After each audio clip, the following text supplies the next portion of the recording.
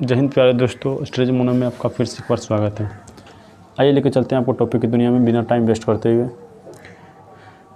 तो सबको इन्फॉर्मेशन बता दें। टॉपिक का नाम परमाणु संरचना का मिसलेनियस मेरा बता रहा है। अभी परमाणु संरचना जो भी टॉपिक है, एटॉमिक स्ट्रक्चर, उसका मिसलेनियस टॉपिक चल रहा है। और इस टॉपिक का लगभग हम 5 वीडियो, लगभग कई वीडियो हो चुका है इसका। AMU मेरा चल रहा है। टॉपिक का नाम है AMU अर्थात एटॉमिक मास यूनिट। तो उसी का लगभग 95 क्वेश्चन हम करवा चुके हैं। आज 96 से स्टार्ट होगा। तो आइए चलते हैं आपको 96 से लेकर के क्वेश्चन को लेकर के। आइए पहला क्वेश्चन देखते क्या है। पहला क्वेश्चन है कि निम्नलिखित में से कौन बेकिंग सोडा है। बेकिंग सोडा कौन है, तो आइए हम बताते हैं। बेकिंग सोडा का सूत्र होता है आपको NaHCO3। NaHCO3 इसको बोला जाता है, इसका रासायनिक नाम, ठीक है, सोडियम बाइकार्बोनेट होता है। क्या? Sodium bicarbonate. और दूसरा नाम क्या है, तो सोडियम हाइड्रोजन कार्बोनेट। तो इसका कई नाम है, एक सोडियम बाइकार्बोनेट या सोडियम हाइड्रोजन कार्बोनेट। तो ऑप्शन नंबर बी इसका राइट आंसर हो गया। नेक्स्ट क्वेश्चन देखिए, किस कारण से ब्रेड बनाते समय लोई फूल जाती है। कहता है जो हम ब्रेड बनाते हैं, ब्रेड फूल जाता है किसके कारण, तो उसके अंदर एक क्रिया होता है, उष्मा की क्रिया। वही क्रिया जो है ना, ब्रेड को सेकने की प्रक्रिया में उसको उत्तेजित कर देता है। और उत्तेजित करने का मतलब हुआ कि वह फूलना स्टार्ट हो जाता है। किस क्रिया के कारण भैया? तो ब्रेड सेकने की क्रिया में उष्मा का क्रिया के कारण। ठीक है। नेक्स्ट क्वेश्चन देखिए क्या है। सल्फ्यूरिक अम्ल का एनहाइड्राइड है। सल्फ्यूरिक अम्ल का एनहाइड्राइड किसको बोला जाता है, तो जब SO2 बोला, सल्फ्यूरिक अम्ल का फॉर्मूला होता है H2SO4। इसमें एक ऑक्सीजन को निकाल करके इसका जब हम डिहाइड्रेशन करते हैं भैया, जब इसका डिहाइड्रेशन करते हैं अर्थात इसको जब हीट करते हैं ना, इसमें जो है एक H2O बाहर हो जाता है, बगल में SO3 बच जाता है। और SO3 का ही नाम होता है हमारा एनहाइड्राइड। क्या बोलते हैं इसको? एनहाइड्राइड। SO3 इसका राइट आंसर हो जाएगा। नेक्स्ट क्वेश्चन देखिए, मैग्नीशियम बाइकार्बोनेट का सूत्र क्या होता है। मैग्नीशियम बाइकार्बोनेट, तो मैग्नीशियम बाइकार्बोनेट पूछ रहा है भैया, तो इसका सूत्र हो जाएगा MgHCO3। MgHCO3, तो याद रखिएगा MgHCO3। नेक्स्ट क्वेश्चन देखिए क्या है। निम्न में से कौन पदार्थ कार्बन से बना है। कहता है कौन कार्बन से ही बना है, तो चीनी में कार्बन होता है। चीनी जो मेरा पदार्थ नहीं है भैया, ठीक है। और चीनी का पदार्थ नहीं है, तो पूछ रहा है कौन सी कि कौन पदार्थ कार्बन से बना है। एसिटिक एसिड क्रियाशील मूलक है भैया। पदार्थ कर रहा है शुद्ध पदार्थ, मतलब शुद्ध कार्बन का मतलब अर्थात का नहीं मतलब कि ओनली कार्बन का बना है। तो ग्रेफाइट मेरा पहला प्राकृतिक पदार्थ है। पहला प्राकृतिक पदार्थ है, यौगिक हैं, मीथेन। तो प्रकृति का पहला मीथेन क्या है? प्राकृतिक यौगिक है। और मीथेन ही मेरा बना है कि शुद्ध कार्बन का। इसका सूत्र हम कहते प्राकृतिक ना पूछ रहा है, पदार्थ शुद्ध कार्बन का बना है। तो कार्बन का हम बता दें, कार्बन का 2 अपरूप होता है। एक होता है हीरा और एक होता है ग्रेफाइट। हीरा और ग्रेफाइट जो मिला, कार्बन का 2 अपरूप हैं और दोनों प्राकृतिक रूप से मिलता है हमको। प्रकृति ने इसको दिया है हीरा और ग्रेफाइट को। हीरा सबसे कठोर होता है जबकि ग्रेफाइट सबसे मुलायम होता है। हीरा आपका विषैला पाया जाएगा जबकि ग्रेफाइट आपका विषैला नहीं है। क्यों? हीरा को हम जब मुँह में लेते हैं भैया तो उसमें जहर होता है और हम मर भी सकते हैं उसको हीरा सटने से, लेकिन ग्रेफाइट को नहीं। ग्रेफाइट को आप देखेंगे पेंसिल का, इसको पेंसिल में करते हैं, इसका उपयोग कांच को काटने में करते हैं, ठीक है। कांच को काटने में हीरा का उपयोग करते हैं और ग्रेफाइट का उपयोग पेंसिल में करते हैं या इलेक्ट्रोड के रूप में करते हैं।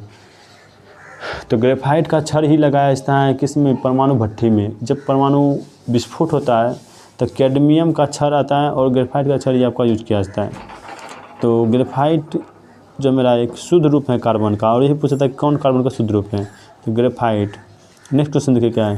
पानी का टैंक साफ करने के लिए सफाई कर्मचारी एक सफ़ेद पदार्थ का प्रयोग करता है। पदार्थ में क्लोरीन तेज गंध होती है, वह पदार्थ कौन सा है? तो उस पदार्थ का नाम भैया बोलते हैं ब्लीचिंग पाउडर।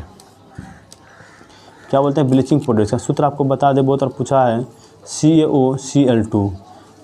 और इसका नाम जो होता है कैल्शियम ऑक्सीक्लोराइड, इसको बोलते हैं कैल्शियम ऑक्सीक्लोराइड। अभी क्या है इसको बोले कि ब्लीचिंग पाउडर। नेक्स्ट क्वेश्चन देखिए, वॉशिंग सोडा क्या है? तो वॉशिंग सोडा हम बोलते हैं धोने वाले सोडा को, अर्थात धोवन सोडा बोलते हैं वॉशिंग सोडा। तो इसका सूत्र क्या होता है भैया? Na2CO3 × 10H2O। Na2CO3 × 10H2O। तो तो इसको बोलते हैं सोडियम कार्बोनेट। क्या बोलते हैं? सोडियम कार्बोनेट इसका राइट आंसर हो जाएगा। नेक्स्ट क्वेश्चन देखिए, अम्ल वर्षा किनके पर्यावरण प्रदूषण से बनती है? तो अम्ल वर्षा जो बनता है मेरा वह नाइट्रस ऑक्साइड और सल्फर डाइऑक्साइड के मिश्रण को जब हम करते हैं तो मेरा बन जाए क्या? अम्ल वर्षा। तो पर्यावरण को यही प्रदूषित करता है। कौन? Sulphur dioxide, nitrous oxide. In this condition में इस ऑप्शन में देखिए पहला नहीं, दूसरा, तीसरा, चौथा में इकट्ठे नाइट्रस ऑक्साइड और सल्फर डाइऑक्साइड। ठीक है, नाइट्रस ऑक्साइड का उपयोग होता है हंसाने वाली गैस के रूप में भी। ठीक है, हंसाने वाली गैस के रूप में नाइट्रस ऑक्साइड का ही यूज किया जाता है। नेक्स्ट क्वेश्चन देखिए क्या है, दिया सलाई के विनिर्माण में प्रयुक्त मूल तत्व कौन सा है? तो दिया सलाई में जो हम यूज करते हैं वह फास्फोरस रहता है। ठीक है, आप सलाई लीजिएगा, सलाई देखिए काला काला पार्ट दिखता है आपको, वो काला काला पार्ट जो रहता है वो काला पार्ट यही आपका फास्फोरस है। ठीक, फास्फोरस किसको बोलते हैं? वो काला काला पार्ट तो एक आपका रंगीन पट्टी है भैया, और साथ ही फास्फोरस हम बोलते हैं वो जो मेरा रहता है, जैसे मान लीजिए आपका क्या है? सलाई है, सलाई काठी है, जो ऊपर में लगा रहता है वो मेरा फास्फोरस का ही लगा रहता है ऊपर में, जिससे हम इसे 2 बार घसते हैं बस आग लगता है, चिंगारी देता है, तो फास्फोरस उसको बोला जाता है। नेक्स्ट क्वेश्चन देखिए क्या है, निम्नलिखित में से सही जोड़ियाँ बनाइए। सही जोड़ियाँ किसको बोला जाता है? तो कहता है कि zeolite, plaster of Paris, ultramarines, carborundum. उपयोग कर रहा है कि पहला कांच का उपयोग, धुलाई करना, पानी का मृदुकरण, ढलाई करना।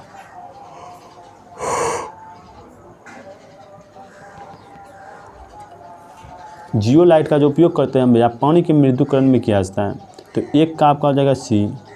प्लास्टर ऑफ पेरिस का जो उपयोग करते हैं हम भैया वह मेरा ढलाई करने में किया जाता है, तो 2 का 4 हो गया।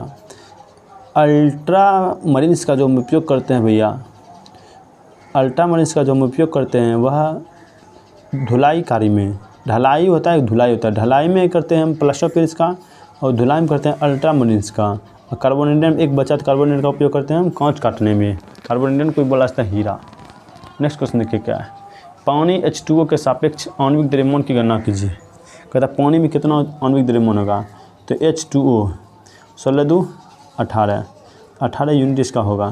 नेक्स्ट क्वेश्चन देखिए, अधिक मात्रा के कैल्शियम फॉस्फेट वाला सीमेंट क्या होता है? यदि सीमेंट में हम अधिक मात्रा में कैल्शियम फॉस्फेट मिला देते हैं तो उसमें क्या होता है कि वह तेज़ी से जमता है, बहुत ही तेज़ी से जमना स्टार्ट कर देगा। तो वही पूछता है क्या होता है? तो बहुत तेज़ी से जमना स्टार्ट हो जाएगा, तो द्रुत गति से जमता है। ऑप्शन नंबर डी इसका राइट आंसर हो गया। नेक्स्ट क्वेश्चन देखिए क्या है, कहता है कि निम्नलिखित में से कौन कार्बन का अपरूप है? हम आपको बता दें कार्बन का अपरूप कौन कौन होता है। एक होता है हीरा, एक होता है ग्रेफाइट, एक होता है कोयला और एक होता है फ्लोरीन। और फ्लोरीन को हम बोलते हैं C60 के नाम से फ्लोरीन का निर्माण जो बहुत प्रकार से किया गया है फ्लोरीन का। तो फ्लोरीन एक प्राकृतिक नहीं बल्कि इसको बनाया गया कृत्रिम रूप से। ठीक है, बकमिस्टन फ्लोरीन ने बनाया, इसका नाम आइजैक बकमिस्टन फ्लोरीन ने।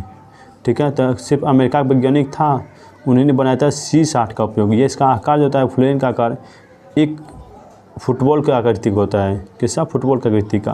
तो कौन कौन बोले हम? हीरा, ग्रेफाइट, C60 और कोयला। इसमें देखिए तीनों तो हैं, लेकिन मीथेन इसमें कहीं नाम बताया आपको नहीं ना, तो मीथेन इसका हो जाएगा राइट आंसर। का अपरूप इसका नहीं है। अपरूप मतलब किसको बोलते हैं कि एक ही पदार्थ के कई रूप को ही अपरूप बोलते हैं, एक ही पदार्थ के कई रूप को ही अपरूप बोलते हैं। ठीक है, नेक्स्ट क्वेश्चन देखिए, निम्न में से किस सोडियम यौगिक का उपयोग कठोर जल को मृदु करने के लिए किया जाता है? कठोर जल को मृदु करने के लिए हम करते हैं किसका? धोबन सोडा का उपयोग। और धोबन सोडा क्यों बोलते हैं? Sodium bicarbonate. सूत्र क्या होगा? Na2CO3 × 10 H2O। क्या? Na2CO3 × 10 H2O। तो ऑप्शन नंबर सी इसका राइट आंसर हो गया। नेक्स्ट क्वेश्चन देखिए, कौन सी गैस के कारण चूने का पानी सफ़ेद हो जाता है? तो उसके अंदर जो सफ़ेद होने का सबसे बड़का कारण है कार्बन डाइऑक्साइड। कार्बन डाइऑक्साइड जब चूने का पानी मिला देते हैं बनता है कौन चीज़? सफ़ेद हो जाता है। किसके कारण? कार्बन डाइऑक्साइड के कारण। नेक्स्ट क्वेश्चन देखिए, निम्नलिखित में से कौन एक ठोस सोल का उदाहरण है? ठोस सोल जो मेरा है भैया वह रंगीन पत्थर है। ठीक है, कौन? रंगीन पत्थर को ठोस सोल के नाम से जाना है। तो ऑप्शन नंबर सी इसका राइट आंसर हो गया। नेक्स्ट क्वेश्चन देखिए क्या है, निम्नलिखित में से कौन सा कथन यौगिकों के बारे में सही नहीं है? तो आइए हम ऑप्शन देखते हैं। पहला कहता सही नहीं है, यौगिकों में पदार्थों की मात्रा का संयोजन अनिश्चित होता है। नहीं भैया, यौगिक जब भी बनाएंगे उसमें पदार्थ को निश्चित रखना पड़ेगा, तब ये यौगिक होगा। ऐसा नहीं कि हम कुछ से कुछ ले लिए और उसका यौगिक बनाना संभव नहीं है। तो ऑप्शन नंबर फर्स्ट में ही मेरा गलत होगी, सही गलत हो गया। पूछता कौन सा गलत है तो वही पूछा गलत हो गया, सही नहीं मतलब गलत है। नेक्स्ट क्वेश्चन देखिए क्या है, गैसों के बारे में निम्नलिखित में से कौन सा कथन सही है। तो गैसों के बारे में, तो गैसों का ना तो आकृति होता है, ना ही आयतन होता है, ना ही उसका, ठीक है, गैसों का ना तो आकृति ना तो आयतन, ना ही उसका कोई आकार होता है। तो कुछ नहीं होता है गैस का भैया, बल्कि हम जिस वस्तु में ढालेंगे उसी के आकार का हो जाएगा गैस, ठीक है। तो ऑप्शन नंबर डी में मेरा गैसों का ना तो आकृति होता है, निश्चित आयतन होता है, ना ही कुछ होता है इसका। तो ऑप्शन नंबर डी इसका राइट आंसर हो गया। नेक्स्ट क्वेश्चन देखिए, निम्नलिखित में से कौन सा ऊर्ध्वपातज नहीं है। ऊर्ध्वपातज हम बोलते हैं, जैसे आपका कपूर आ गया, नेपथलीन आ गया, अमोनिया क्लोराइड आ गया, ये मेरा ऊर्ध्वपातज पदार्थ का है। जो सीधे ठोस से गैस में बदल जाओ, उसको बोलते हैं द्रव में बदले बिना सीधे गैस में बदल जाओ, उसे बोलते हैं ऊर्ध्वपातन, ठीक है। ठोस से सीधे द्रव में गैस में बदलना ऊर्ध्वपातन का उदाहरण है। कौन कौन आता है मेरा, कौन सबसे फेवरेट इसका कौन सी, कपूर और नेपथलीन और एक याद रखा अमोनिया क्लोराइड का फेवरेट तीनों एग्जाम्पल हैं। यही तीनों एग्जाम्पल पूछता है एग्जाम में। तो फिटकरी जो है इसका ऊर्ध्वपातज नहीं है।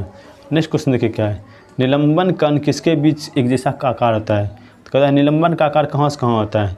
तो निलंबन का आकार 10⁻5 से 10⁻⁻7 के बीच होता है। यह इसके माथा पर है भैया -5, अभी भी माथा पर है -7, 10⁻5 से 10⁻7 होता है। तो ऑप्शन नंबर बी इसका राइट आंसर हो गया। नेक्स्ट क्वेश्चन देखिए क्या है,